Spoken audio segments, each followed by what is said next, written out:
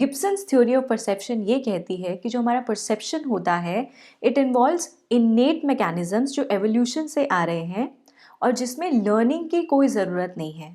Therefore, perception, according to Gibson's theory, is direct. And there is enough information in our environment to make sense of the world in a direct way. हमारी environment में इतनी information है which is required to make sense of the world in a direct way.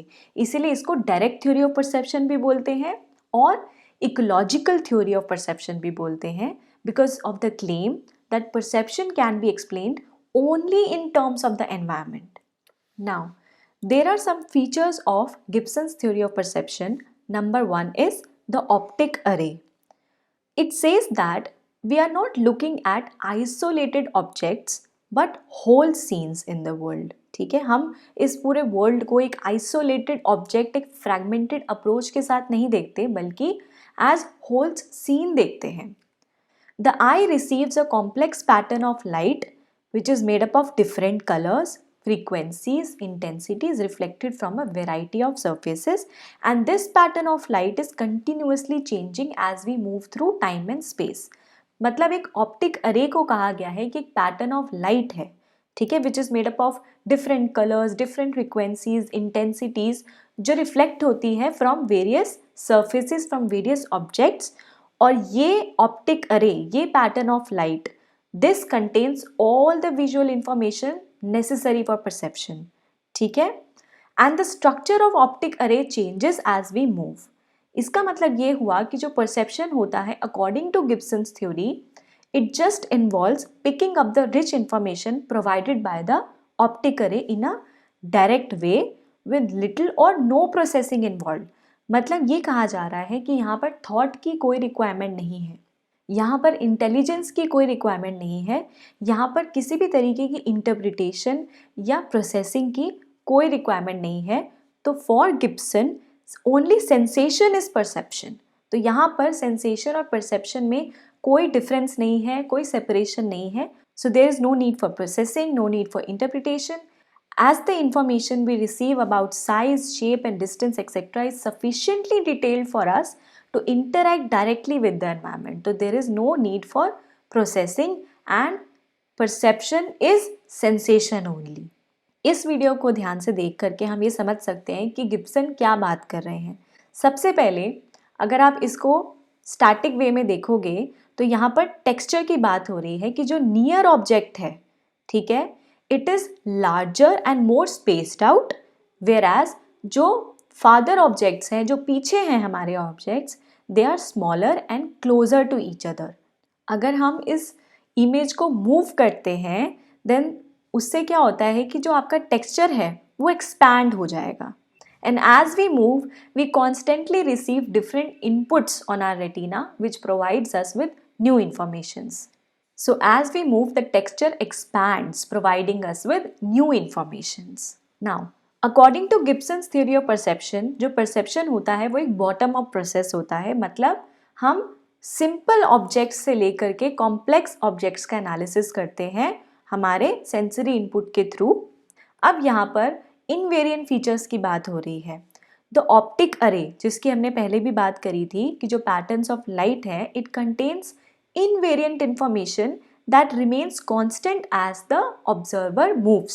So they supply us with crucial information. For example, इस image को देखिए, इस image में आपको टेक्सचर में क्या डिफरेंस लग रहा है. इसमें कहा जा रहा है कि जो टेक्सचर होता है, टेक्सचर ग्रेडियंट जो होता है, it gives us the appearance of depth. वो हमें डेप्थ परसेप्शन करने में हेल्प करता है. तो यहाँ पर जो ये आगे की सैंड है, इसका जो टेक्सचर है वो बहुत ही कोर्स है, स्पेस्ड आउट है, और जो पीछे की सैंड है उसका जो टेक्सचर है वो अलग है. It is more subtle, it is more fine.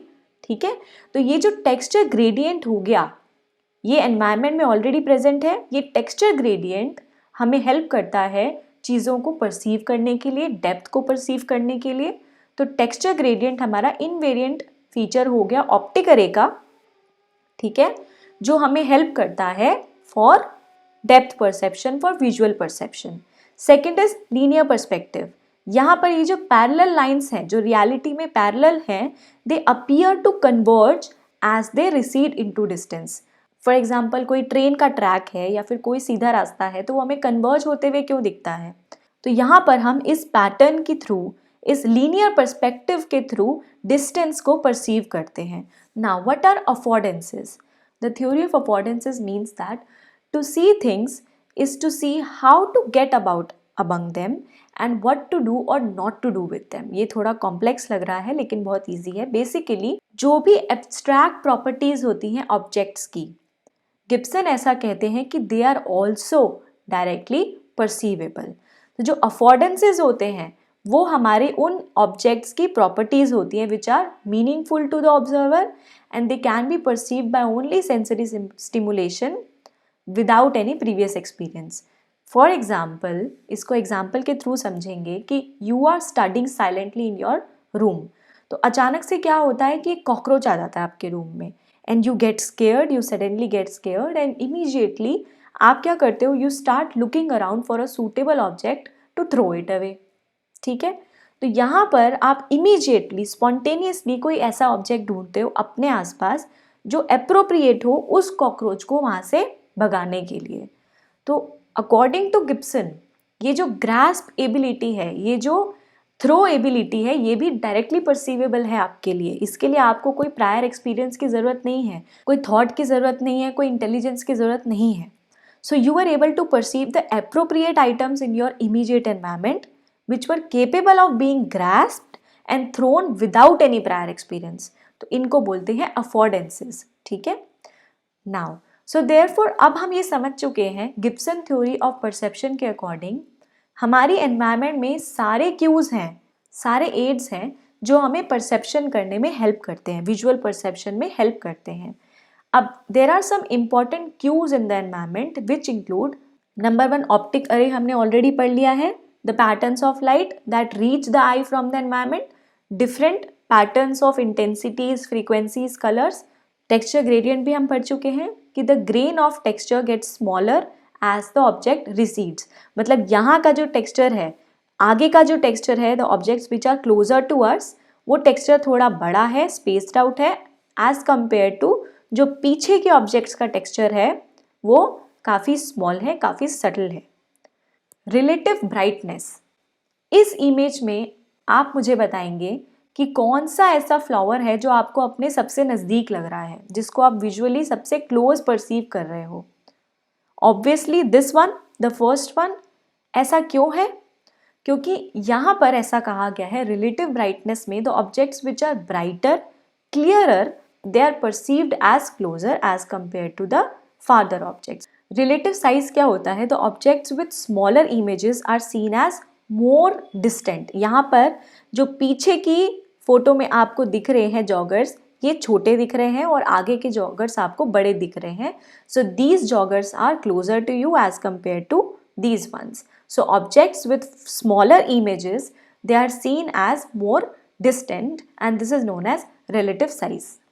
Super imposition, इस फोटो में देखिए जो ये आगे वाले माउंटेन्स हैं ये ब्लॉक कर रहे हैं पीछे वाले माउंटेन्स को. ठीक है, तो ये जो ब्लॉकिंग है, if the image of one object blocks the image of another, the first object is seen as closer. Simple है, superimposition. Height in the visual field, अब इसमें अगर आप इन लोगों को देखेंगे, इन पेडेस्ट्रियंस को देखेंगे, तो अगर आप इसको होराइजन से देखेंगे, ज़मीन से देखेंगे, तो जो आगे वाले पेडेस्ट्रियंस हैं which are less heighted through the horizon, they are closer to us as compared to the heighted pedestrians through the horizon. Simple है, इस एरो के थ्रू देखिए कि ये जो हाइटेड एरो है मतलब ऊपर है होराइजन से, ये हमें अपने से दूर दिखेगा, और जो होराइजन के नज़दीक है मतलब उसकी हाइट कम है, ठीक है, वो हमें पास दिखेगा. So height in the visual field means objects further away are generally higher in the visual field from the horizon. Now, what is the application and evaluation of Gibson's direct theory of perception? जो Gibson की theory है, it is highly ecologically valid theory because it puts perception back to its real world. ठीक है, सो यहाँ पर large number of applications apply हुई है like training pilots, runway markings, road markings. इसमें गिब्सन्स थ्योरी ऑफ परसेप्शन को use किया है and it also highlights the richness of information in optic array and provides an account of perception in animals, babies and humans. So animals कैसे perceive करते हैं, babies कैसे visual perception करते हैं, ये सब हमें गिब्सन थ्योरी ऑफ परसेप्शन से समझ आता है. But his theory is reductionist in nature, क्योंकि it seeks to explain perception solely in terms of the environment.